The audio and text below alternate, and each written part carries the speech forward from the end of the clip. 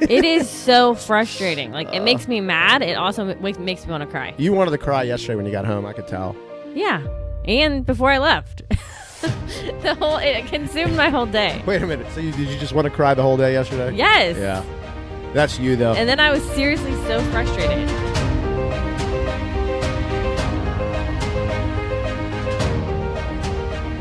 I woke up, I was looking for this meme that I saw yesterday. Yesterday was Groundhog's Day. And it was about autism. Did you see it? No, I didn't even realize it was Groundhog Day.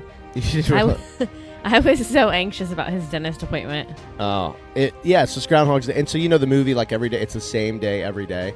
Yeah. Well, so it was this meme. It was really cool. And I can't believe I can't find it. But it said, Groundhog Day 2/2/22. That was yesterday's date. And it said, also known to autism parents as another day. Or something like that.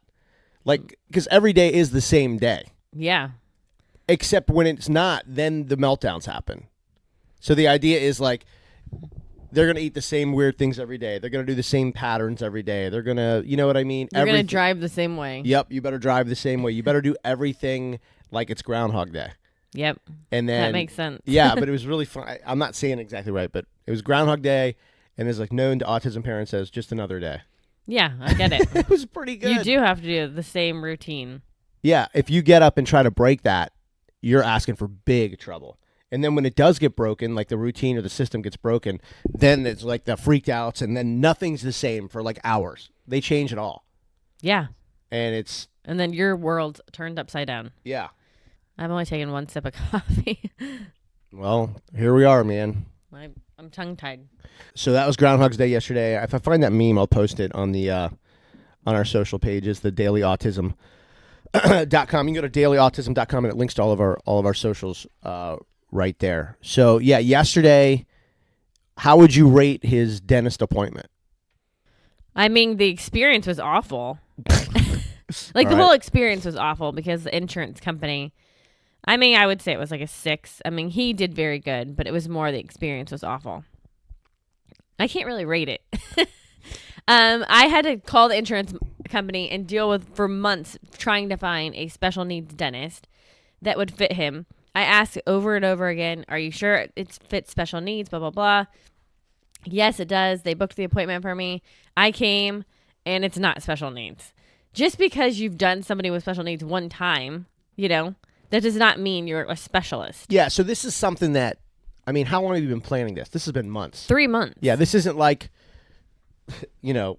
us people where it's like, hey, I'm trying to get in next week. You know what I mean? This has been going on for months.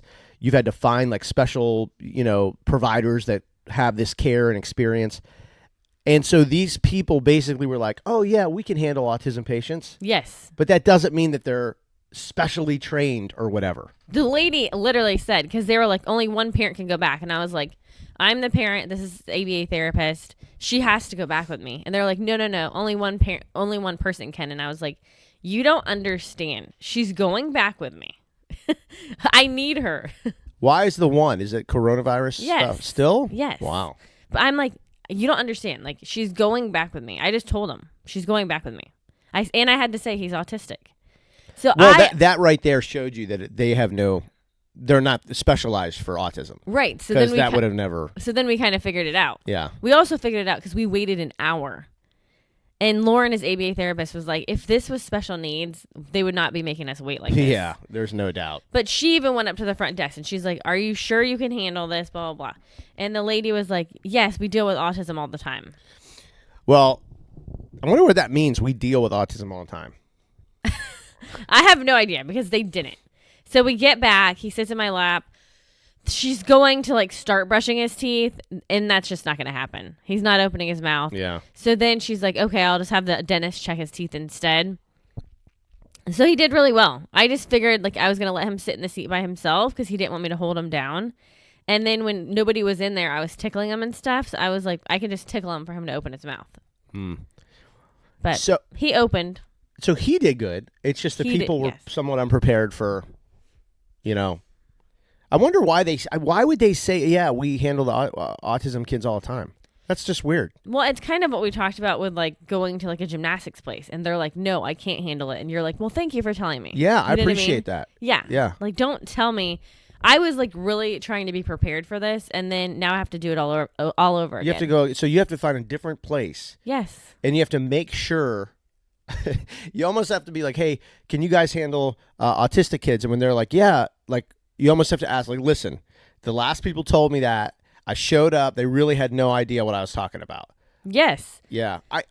We may have mentioned in another episode. Isn't that the whole, like, there needs to be some type of a, I don't know, like a rating system, a certification system. There needs to be, like, how can I really know that you're ready for my kid? You know what I mean? Like, how do I really know? Right. You know, like there should be I don't even know how you would do it, but there's got to be a way because like you said, like first off, not only did you have to schedule this months in advance, you had to schedule the therapist that she could go and spend half her day at the dentist with you. Yeah, that was our whole session yesterday. It was kind of a waste in the sense where, you know, he never really got what he needed for his dentist appointment. No, he didn't. You know, I mean, they checked him. They're like, okay, looks pretty good, da-da-da-da. But at the end of the day, you have to go back to another place and do this all over again. And I called the insurance company yesterday, and it's like they have no idea what I'm talking about. I'm saying I need a special needs dentist. You told me this one was. It wasn't. Why is that? Now I need you to find me a different one. And he's like literally like, And I'm like, what the hell, man? Like, I wonder why that's so hard to understand. Like, I don't know. And maybe it's because he's trying to look in our little area and not have me drive to Tampa, but I might have to. Yeah. So That you know, we say all the time that this is just such a, we're in the beginning stages of this. It doesn't feel like it if you're a parent because, you know, you've been dealing with this for years, your whole kid's life. Right. But as far as the world goes, this is new. And it's, you know what I mean? It's just, it's so in the beginning stages. There will be in 20 years, place, you know, you'll drive by somewhere and it'll say, you know, special needs dentist, special needs this, special needs that.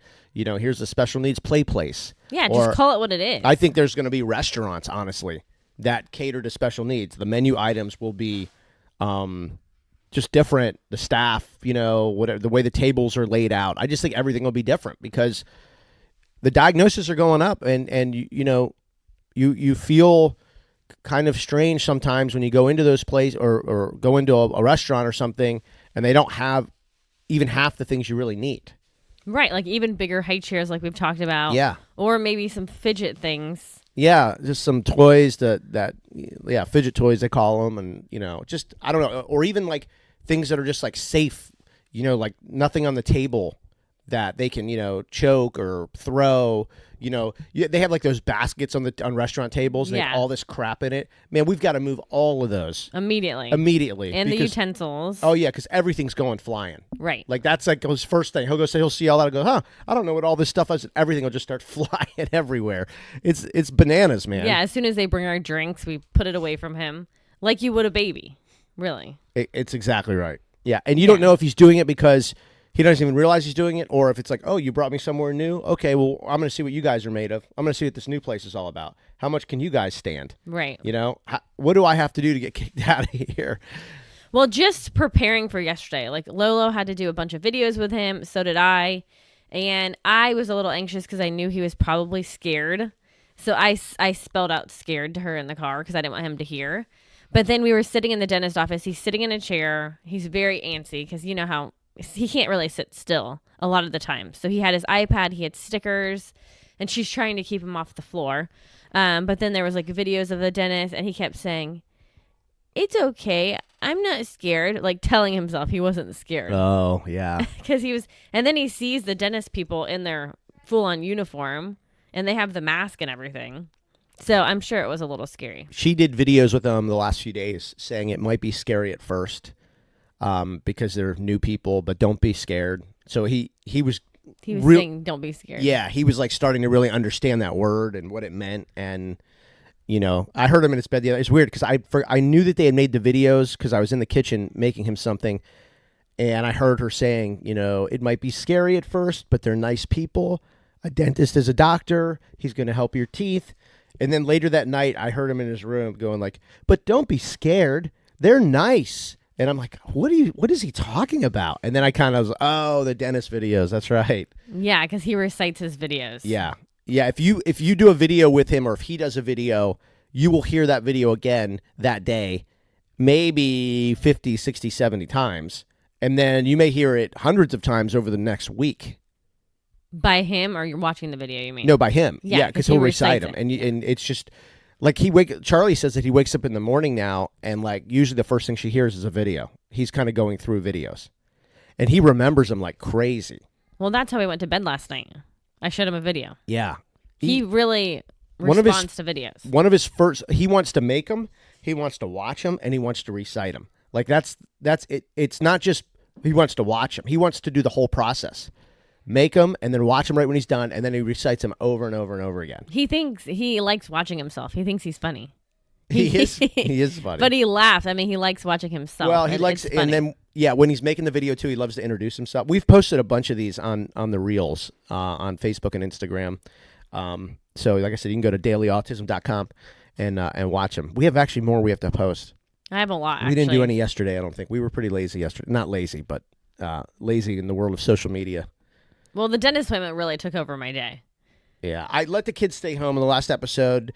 I think they sort of hijacked the podcast for a minute. They wanted the Washington football team renamed itself yesterday. Yesterday was the rebrand day, and they did this on the Today Show in the morning. So the kids didn't want to go to school; they wanted to watch it. We've been lifelong Redskins fans, so we're following this, this whole saga. It's a nice way to put it. And so I let the kids stay home. And it was really boring and underwhelming. And I think by halfway through, the kids were like, "Can we go to school now?" This isn't what we thought. But your morning was not that way because you were worried about getting him ready for the dentist and everything. And then by the end of the day, I don't know, I had this huge paper to write for school. And then it took you the whole day. The whole day, 8 hours I spent writing one paper. That's exhausting. Oh my God. My face still hurts from staring at the screen and thinking and, whatever. Aww. But then you had to do all that. And so and then Tyler had jiu-jitsu last night. And then by the end of the night, we're like, oh, well, we knew we weren't going to do a podcast yesterday. But then we didn't do anything on social. So whatever. Well, the day got away from us. It did. But, I posted like this little meme thing last night. That's it. It's weird because yesterday, like I said, was Groundhog's Day. But it was not for us. That was the change. It was not every day is going to be the same because of the dentist. So it was like, that's pretty funny. Yeah, and I was thinking, like, as an autism parent, like, would you rather have Groundhog's Day every day because it's predictable, gets a little exhausting, the routine gets a little monotonous, sort of boring and tiring, or would you rather have like the big change? Well, I like the big change sometimes, especially like as it starts getting warmer. I mean, he's even been asking recently for the beach. So then we'll add that into our routine.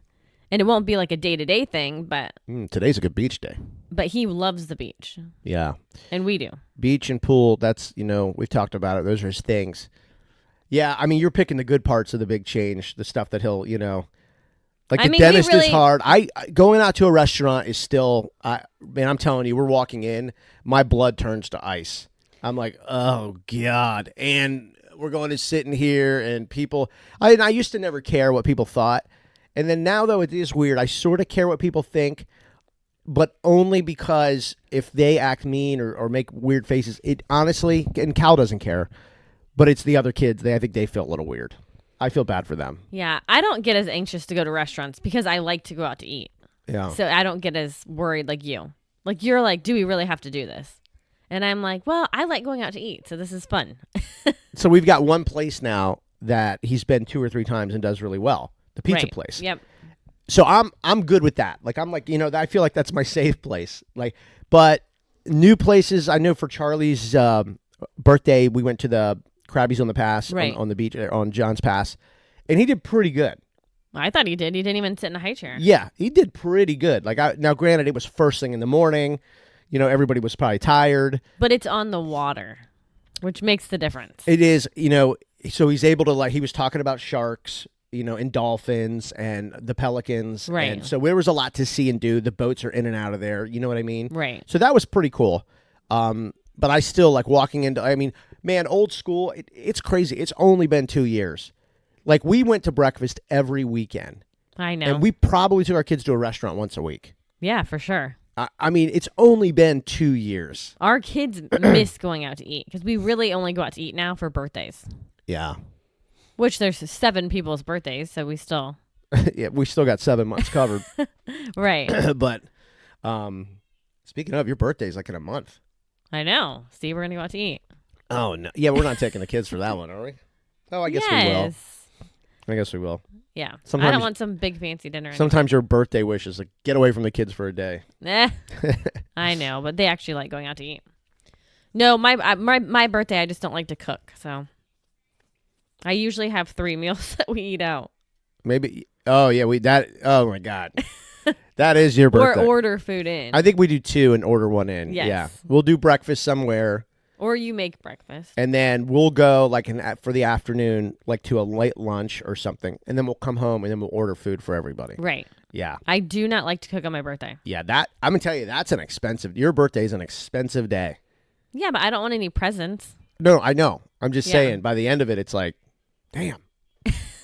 Well, cooking involves dishes and everything, and I just don't want to do that on my birthday. Yeah, anything we can do to avoid dishes. We may be the only people that considered trying to get another dishwasher installed in our house. Yeah, because, I mean, I don't, like, anyone can judge, but we use paper plates because listen, you can either judge us or come over and help do the dishes. Well, I'm One saying, or like, the other. for the I don't care. For the environment, people get all, don't use paper plates. Yeah. Well, anyways, even with paper plates, by cooking, I still load and unload the dishwasher 3 or 4 times a day. I mean, we recycle. That's ridiculous. It's not like we're monsters. No, we do recycle. I mean, jeez. I mean, that's what the recycle bin's for, right? When you use that stuff. I know. Yeah. No, we couldn't keep it. I would say, you say something, I do 3 or 4 loads a day. Some days it's like 5 or 6. It's ridiculous. Some days before the kids are gone, you've already done a load of dishes, a load and a half. You know what I'm saying? So it's like, I mean, and we still have 14 hours in the day. I know. It's crazy. It's exhausting. Yeah. And that's just dishes. Oh, and the weekends. Oh my God. They just pile up and pile up and pile up. Interestingly though, like Cal, he prefers to eat, he has like 1 or 2 plates that he kind of prefers. Yes. I notice paper plates, he sort of inspects a little bit. Things are they look a little different on there. Right. You know, there's a line for special needs. There's a line of plates I found the other day.